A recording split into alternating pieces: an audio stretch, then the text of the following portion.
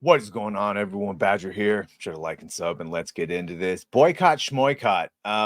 Not they don't always work, and when they don't work, it's normally because there's actually far less of them than they were thinking. We're seeing something similar here to the acolyte response of where that boycott just ain't doing what they thought it would.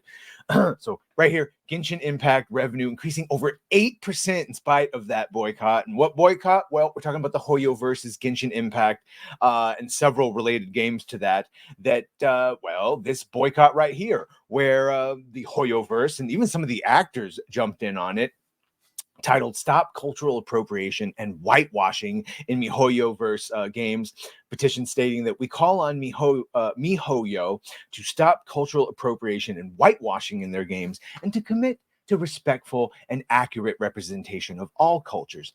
Never mind that the cultures they're talking about are fictional and in a fictional world not even related to ours.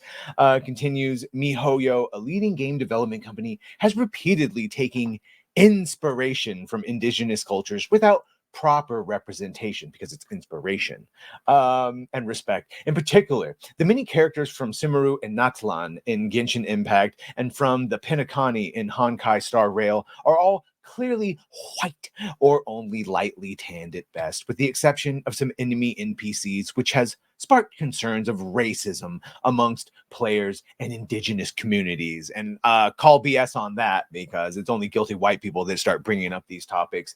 It also said that cultural appropriation and whitewashing perpetuate harmful stereotypes and diminish the rich cultural heritage of indigenous communities, which, yeah, they do have rich cultural heritage and indigenous communities. But this is not what this is. This, like I said, these games are like, it's like cat people and entirely separated from our actual world of which they were taking inspiration, barely reaching over 100,000, which if you think that's a lot as far as boycott signatures and change.org, it's not.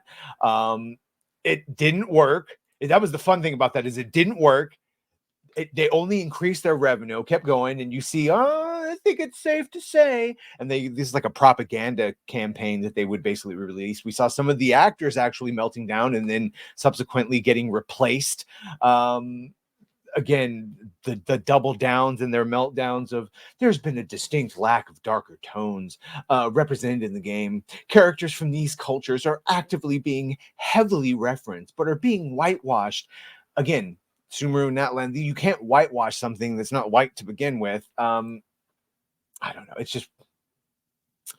It's a very weird thing to constantly be asking for representation of groups that don't actually belong in the thing they're doing. Again, just inspiration. And then if you were to do the actual cultures that they're basing this on, it would invalidate the lore of the worlds they're putting it in. The boycott appeared to be completely fail, as we can see, because in the months of July, they had a 10% increase. And now into August, we've had an 8% increase. So whether it's Genshin Impact, Honkai Star Rail, or that Zenless Zone Zero, which is where we saw one of the actors completely melt down, start attacking the fellow as they do, you start attacking the fans and the player base and calling everyone all the is and the isms.